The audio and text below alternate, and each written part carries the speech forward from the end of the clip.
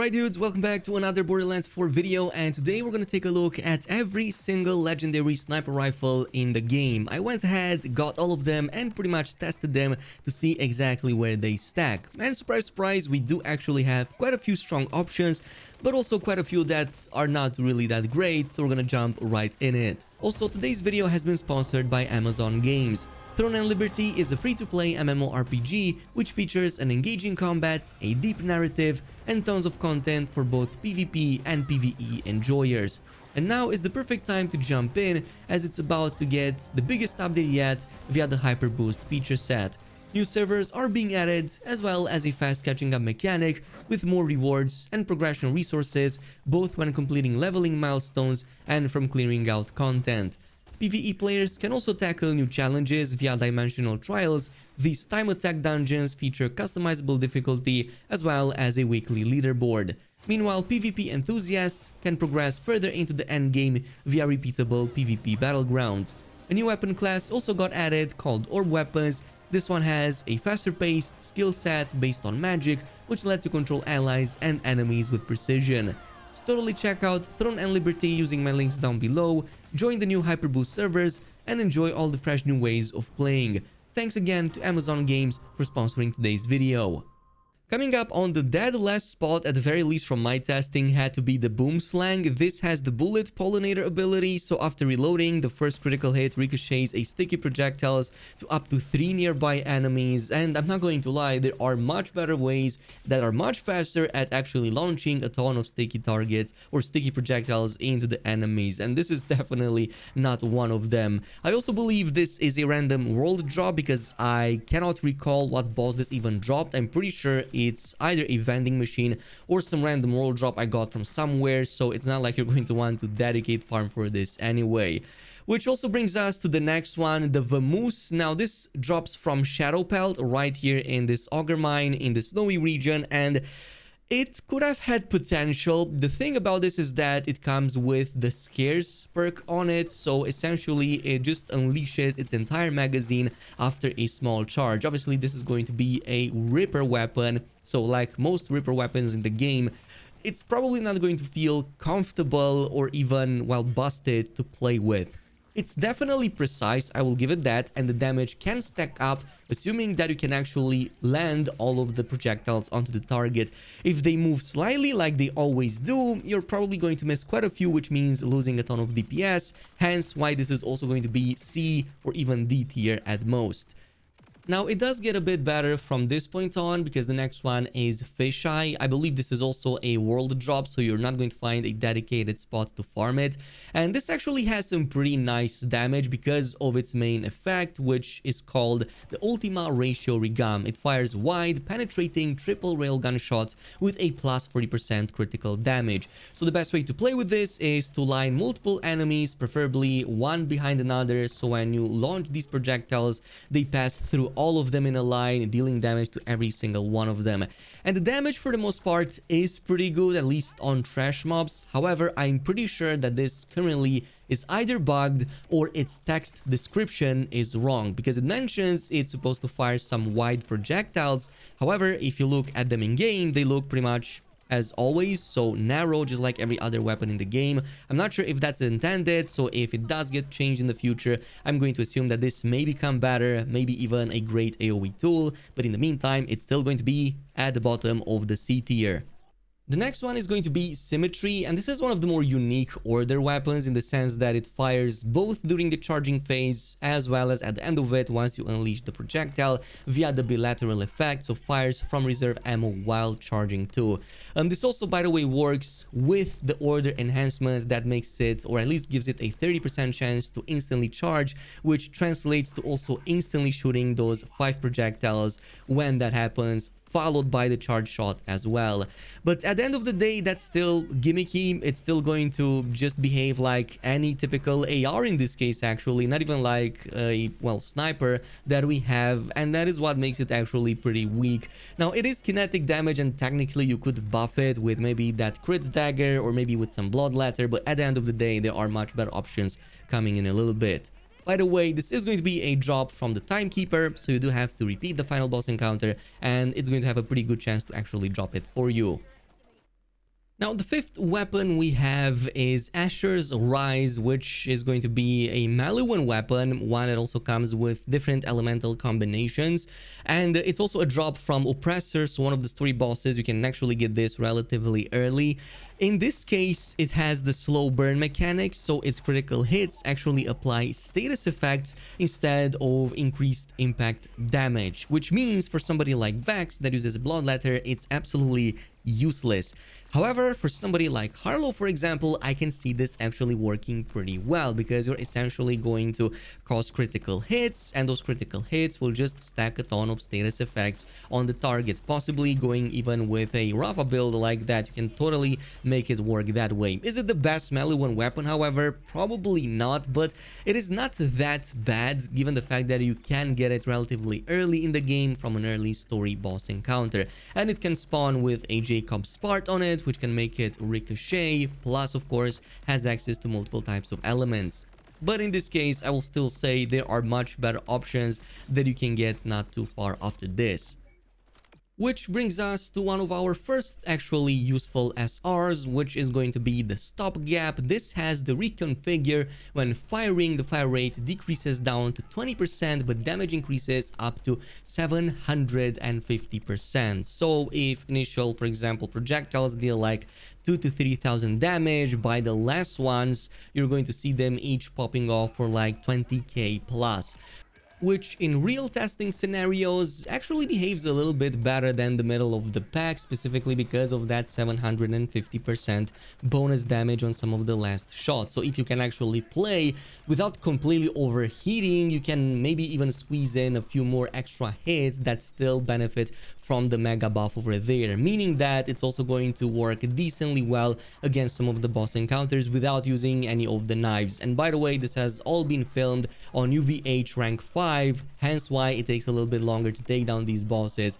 Nothing has been optimized specifically for this weapon, which is why I think that it is probably going to be a little bit better than the middle of the pack. But do keep in mind that because it only drops with one element at a time, if you're fighting enemies that are completely immune or have resistances to that element, it's going to be pretty much useless. You, by the way, get this from the Back Hive boss encounter, which is going to be here at the Claim Auger Mine, also in the starting region.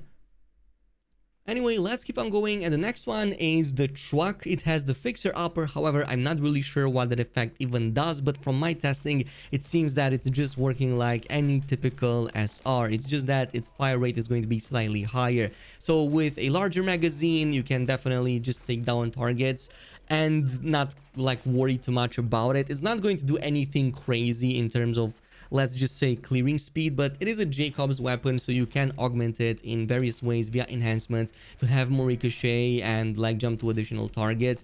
It's also going to work pretty well with something like Bloodletter, and it's going to definitely stack a ton of damage because it's pure kinetic damage through and through. So for somebody like Vex, she can actually still take advantage of it. That is why this is going to be, again, slightly above the middle of the pack, and a decent all-around sniper rifle that doesn't really do anything crazy. It's just good at what it's actually meant to do, which is SRing. But besides this, you're going to get this from the Bio Thrasher Omega, so you're going to have to unlock that via a couple of side missions that you're going to unlock in the nearby area, starting with a gassy problem, and once you're done with that, you're going to have that boss you can repeat. And here is where we get to start seeing some better options, starting with one of my favorites actually, which is the Finity Triple XL. And in this case, there are two reasons that this is actually better than it seems, and specifically they relate to the Pippin Hot Barrel and the Children of the Vault magazine here. So Pippin Hot Barrel does not consume ammo while overheating, and the COV one, this has unlimited magazine size. However, it will heat up and eventually break, so it kinda contradicts each other a little bit. But the way this works in real terms is that initially it takes about 15 or so rounds to reach overheat, but then you can consume another up to 70, sometimes even closer to 80 extra rounds during the overheat mechanic that actually do not consume any of your ammo. So in essence, it becomes a minigun that has a really great rate of fire.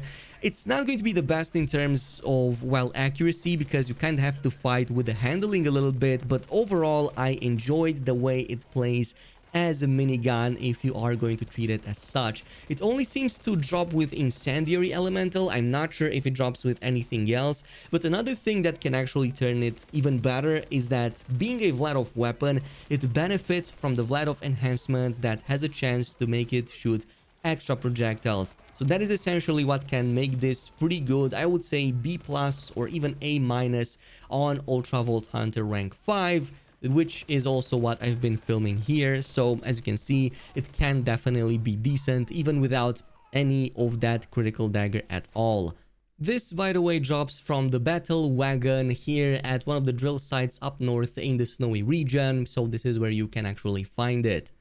Now, moving on next, we have the Stray, and I'm not gonna lie, I absolutely love this from a farming standpoint because you literally shoot and forget with it. This has by far one of the best auto-tracking in the game by far. And that is because of its Stray perk over here, fires 2 secondary projectiles that home in on nearby targets. So you literally don't even have to actually aim at the target, and you will still see those 2 projectiles homing in on the enemies no matter what. Like, you can literally stay in one place, aim at the sky, and chances are you're going to hit everything, and even headshots, mind you. So the auto track is really great, which is why pairing this with any Jacobs enhancement or improving the ricochet even more, especially if you get a Jacobs part on it, will help even more.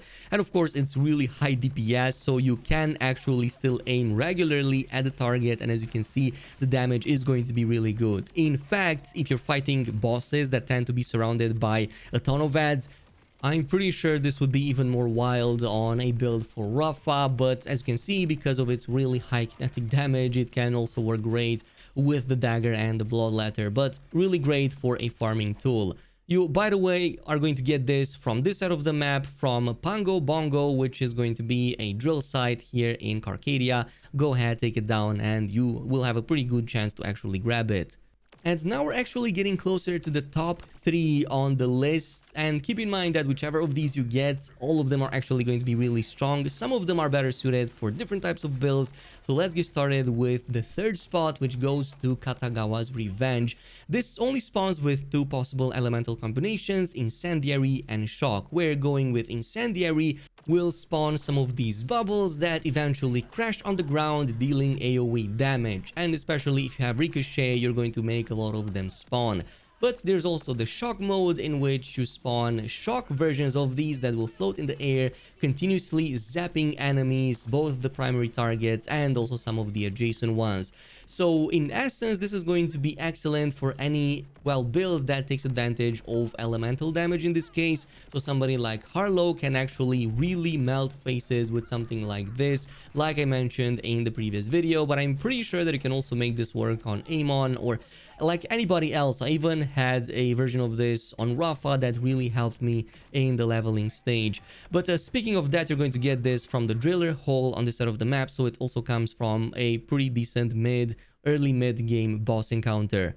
Which brings us to number 2, which is also going to be another Maluwen sniper, and in this case we have Complex Root. This has the Sierpensky like in the previous games. It spawns additional diverging projectiles along its path, and let me tell you, this can be first spot as well. It really doesn't matter. It can go toe to toe with any other best in slot weapon, and the reason for that is because when you launch that projectile, it's going to pretty much launch other smaller ones on the way, which means if there's a large enough target, it's going to get damaged multiple times as it all runs through its body. This doesn't even actually need a dedicated build to feel very strong. You can literally slap it on anything, just launch those beams, and you're absolutely going to wreck enemies. Now, because it has a very solid chance to pretty much always spawn with Jacob's accessories, you're going to constantly see it ricocheting, so those extra projectiles can happen on the ricochet as well, which is why you can actually stack a ton of damage, especially if you can group up enemies. In 3 or like multiple boss encounters, forget about it, the damage you can stack is really high. But this is something that can actually drop from right here, from Mimikron, which is a bunker encounter also early on. So this is literally something that can carry you all the way into the end game.